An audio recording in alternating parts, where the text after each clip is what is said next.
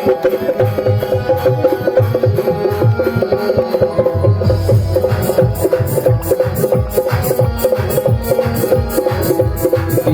सीखन में आया द्वार तुम्हारे हे महाराज।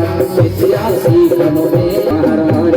बोले महाराज मैं कोया वंशी हूँ, मेरा गोत्र मरावी है और मैं आपके पास गोंडी धर्म विद्या सीखने आया हूँ। राजा समझ नहीं पाया, राजा को दया आ गई क्योंकि वो कहने लगा मैं बहुत गरीब परिवार का हूँ महाराज, मेरे पास कुछ भी व्यवस्था नहीं है, इसलिए मैं आपके पास आया हूँ। यही कि दूत ने भेद छिपाया और राजा सबर समझ नहीं पाया, राजा समझ नहीं पाया और कहने लगा बेटा चिंता मत करो, जिस लालसा से तुम यहाँ आए हो आपकी लालसा पूरी होगी, अभिलाषा पूरी होगी। उसी समय महाराज ने झुन्नी को समझाया। झुन्नी भूमिका को कहने लगा, बोले बाबा जी वो भूमिका जी इस बच्चे को आप किसी भी हालत में बोले पूरी गोंडी धर्म की शिक्षा दीक्षा दो, इसको गोंडी के बारे में पूरा ज्ञान बताओ, क्योंकि ये कोया वंश का लाभ है। तो भूमिका पुजारी तैयार हो गए, बोले ठीक है महाराज आपकी आज्ञा का पालन होगा। अब जो झुन्नी भूमिका है प्रतिदिन उस आर्य जासूस को जो विदेशियों ने भेजाया था आर्यों ने, उसको गोंडी धर्म के बारे में बताने लगा कि बोले बेटा 5 देव हैं जग में छाए, कोया जिन्हें बड़ा देव कहे गाए। मतलब जो गोंडियन लोग हैं वो प्राकृतिक शक्ति 5 तत्व को मानते हैं, जो 5 देवता हैं धरती जल वायु अग्नि और आकाश, इन्हीं को वो बड़ा देव कहते हैं। यही 5 देवता घट घट में समाये हुए हैं, जिनको हमारे लोग कहते थे 5 तत्व बड़ा देव है कण कण में जिनका वास, और 5 देव रक्षा करे धरती जल वायु अग्नि और आकाश, इनको मानते हैं लोग।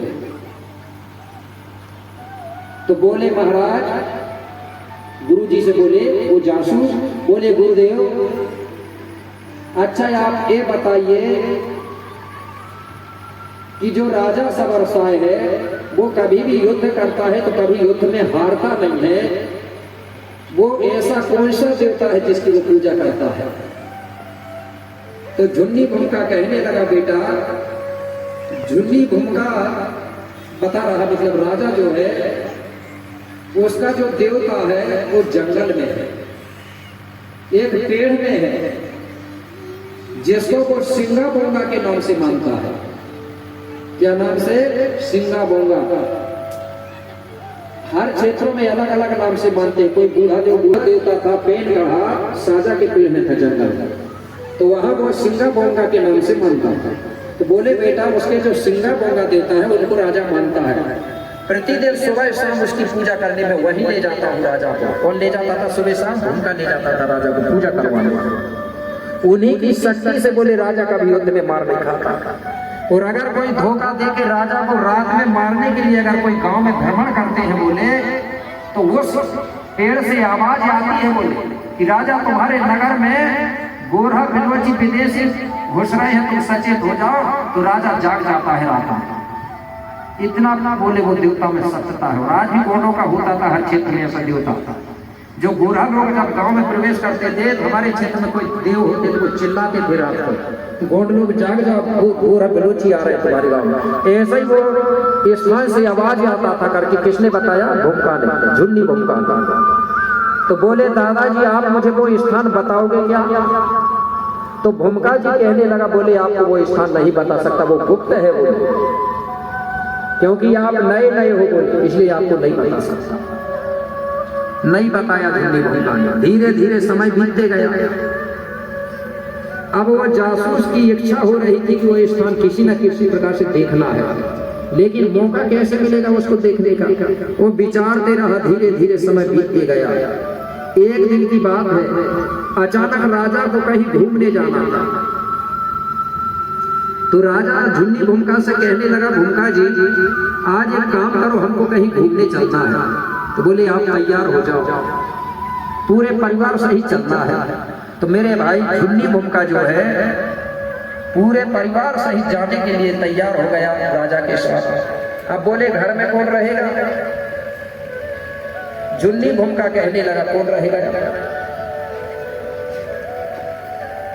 बोले एक काम करो, पारो को छोड़ दो बोले घर में। पारो किसकी बेटी थी? झुन्नी भूमिका की, ठीक है ना? और सिवरी किसकी है? राजा समर साई की आज्ञा।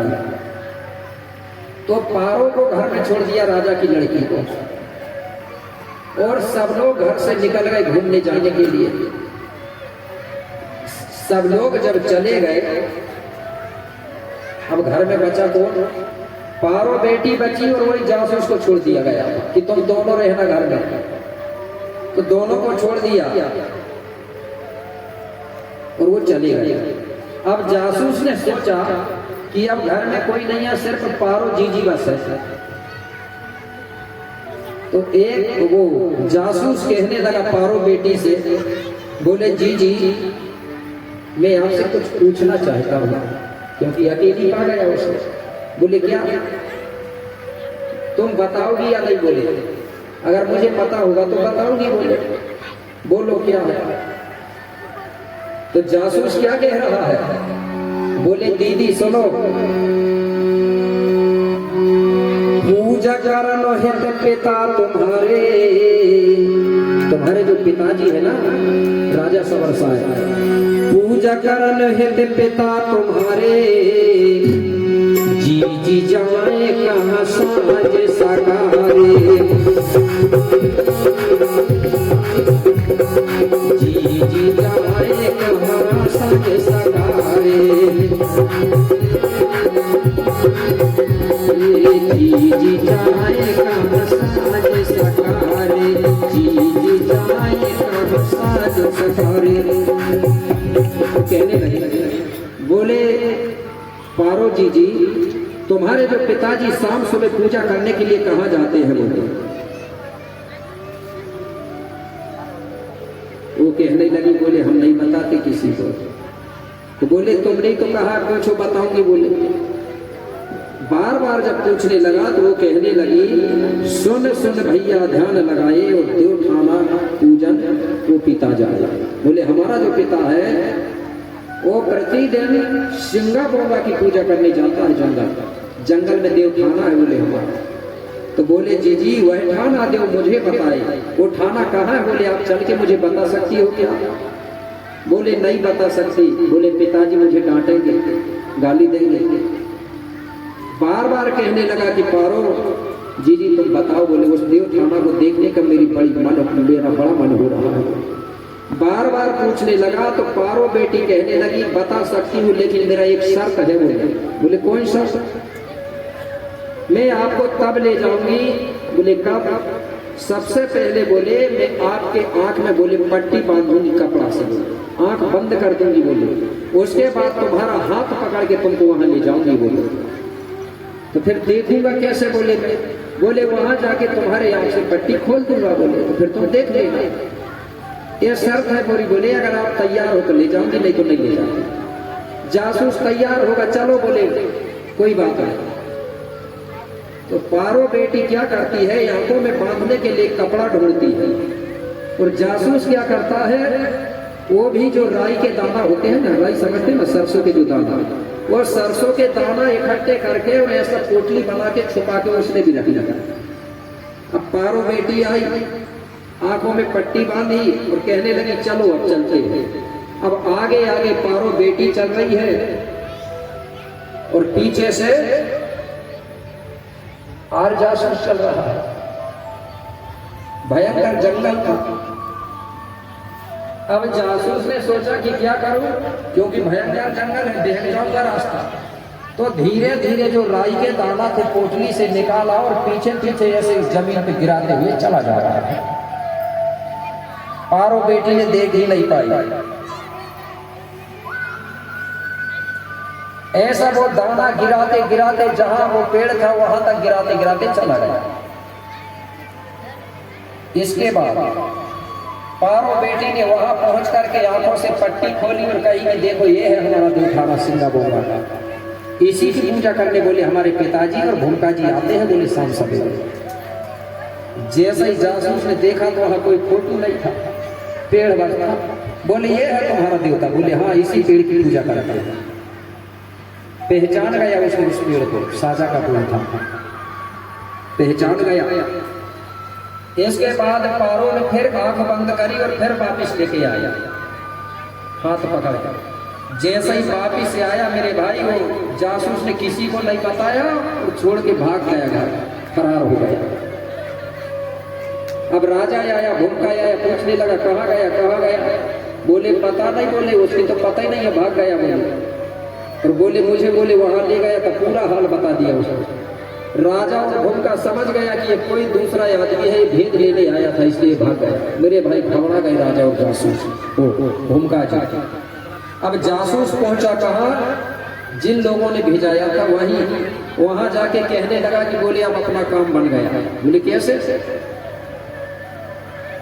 बोले वर्षा होगी तब होगा काम, बरसात होगी तब। बोले क्यों?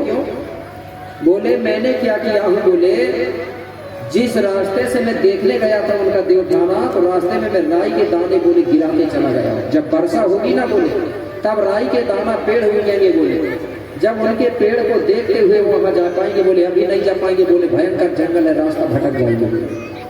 तो सब विदेशी लोग वर्षा ऋतु का इंतजार करने लगे। धीरे धीरे समय आया वर्षा का, तो वर्षा हुई तो राई के दाने उग गए। जब राई के दाना उगे तो इधर विदेशी लोग भी तैयारी करने लगे। बोले अब राई के दाना उग गए, बोले अब चलो। तो ये लोग मेरे भाई रात के समय जाते हैं कि राजा सो जाएगा उस समय चलेंगे।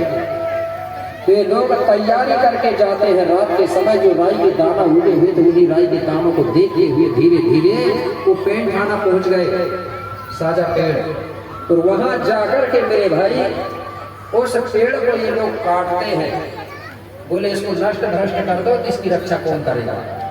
जैसे ही पेड़ को काटे और जैसे ही पेड़ गिरा, जैसे ही गिरा तो पेड़ की बहुत जोर से आवाज हुई।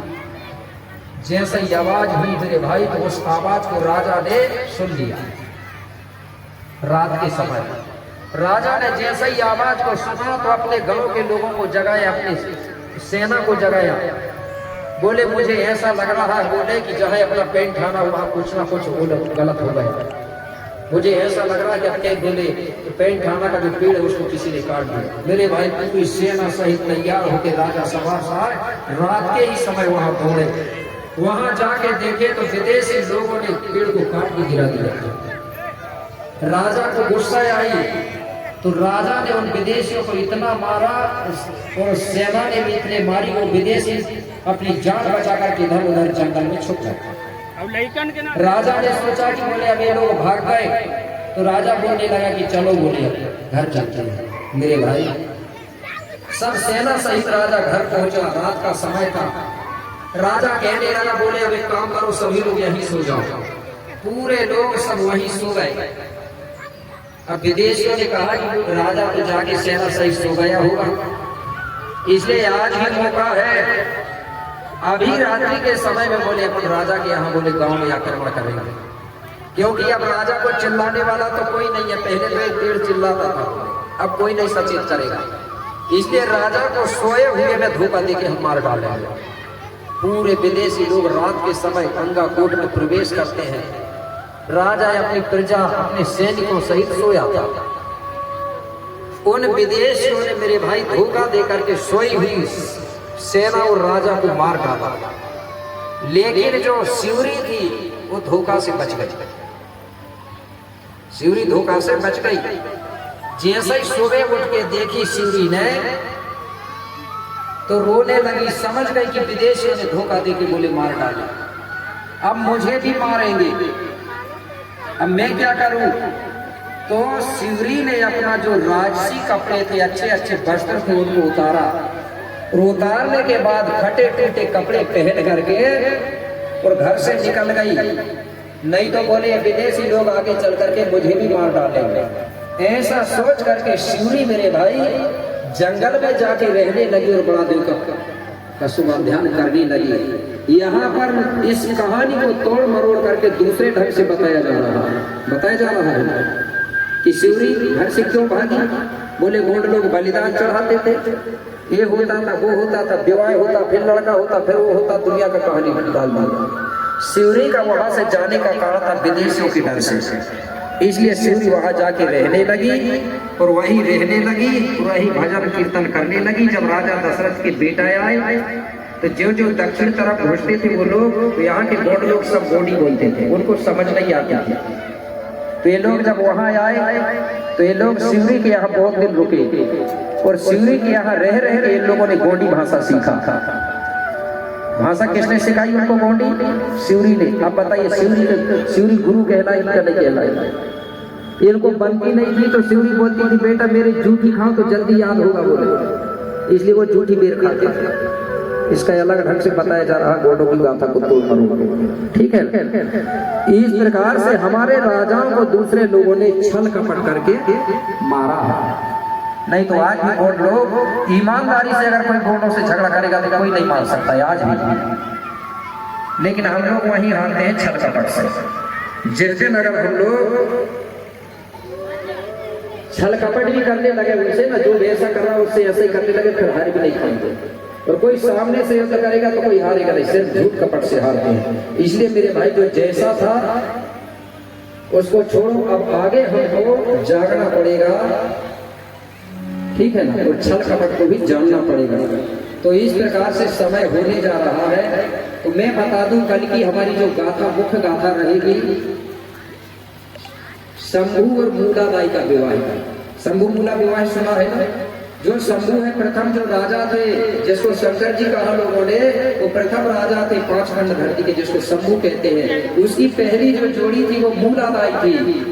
तो बाबा शंभू का जन्म कहाँ हुआ, कैसे हुआ, इसके माता पिता कौन है, और उसकी जो प्रथम पत्नी है उसके पिता कौन है, कहाँ की रहने वाली थी, और उनका विवाह कैसे हुआ, एक गाथा आपको कल बताऊंगा। कल अंतिम दिन है ना, क्योंकि लोगों ने कहा बाबा शंभू के माता पिता नहीं है, लेकिन गोंडी गाथा माता पिता है।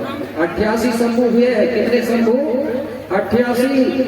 लेकिन वो लोगों ने 4 शंभुओं को भर लिखा है शिवपुराण में। शंकर जी पार्वती, शंकर जी गिरजा, शंकर जी उमा और शंकर जी